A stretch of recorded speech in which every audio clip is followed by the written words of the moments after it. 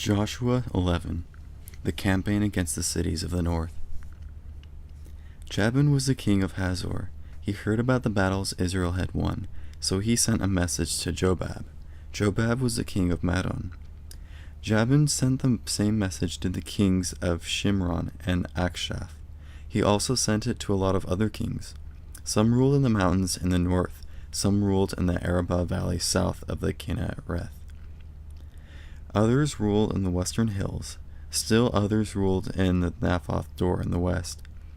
Jabin sent the same message to the people of East Canaan and West Canaan.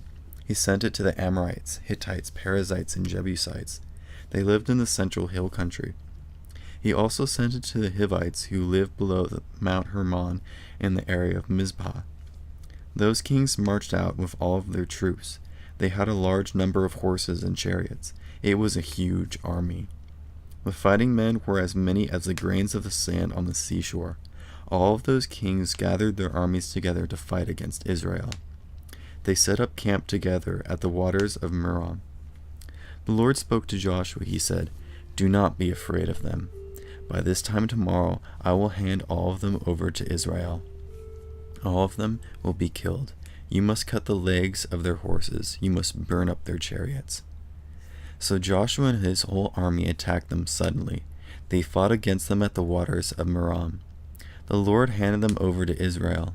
Israel won the battle over them. They hunted them down all the way to Greater Sidon. They chased them to the Mesrephoth Maim. They chased them to the valley of Mizpah in the east. Not one of them was left alive.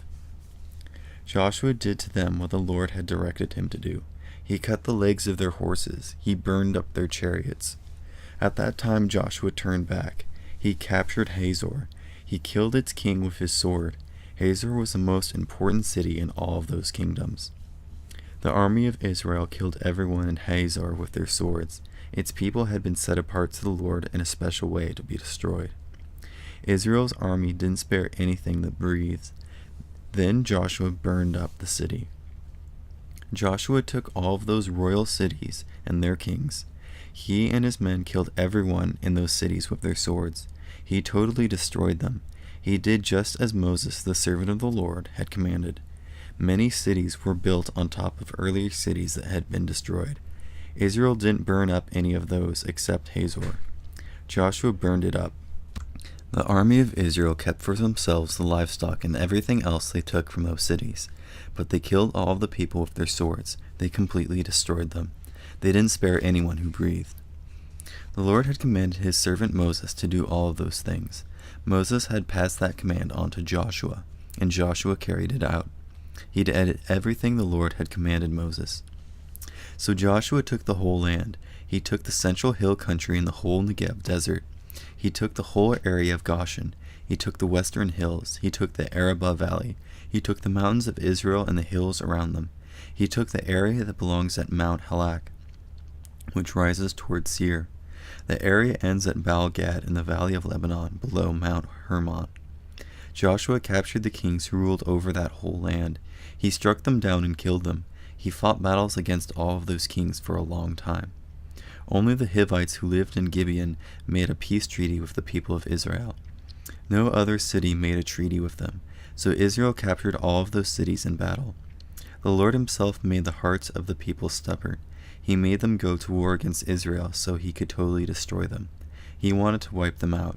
He didn't show them any mercy. The Lord had commanded Moses to destroy the people of Canaan.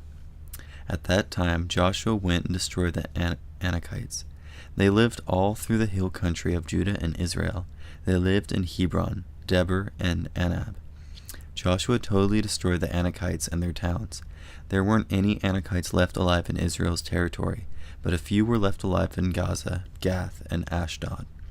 So Joshua took the whole land, just as the Lord had directed Moses.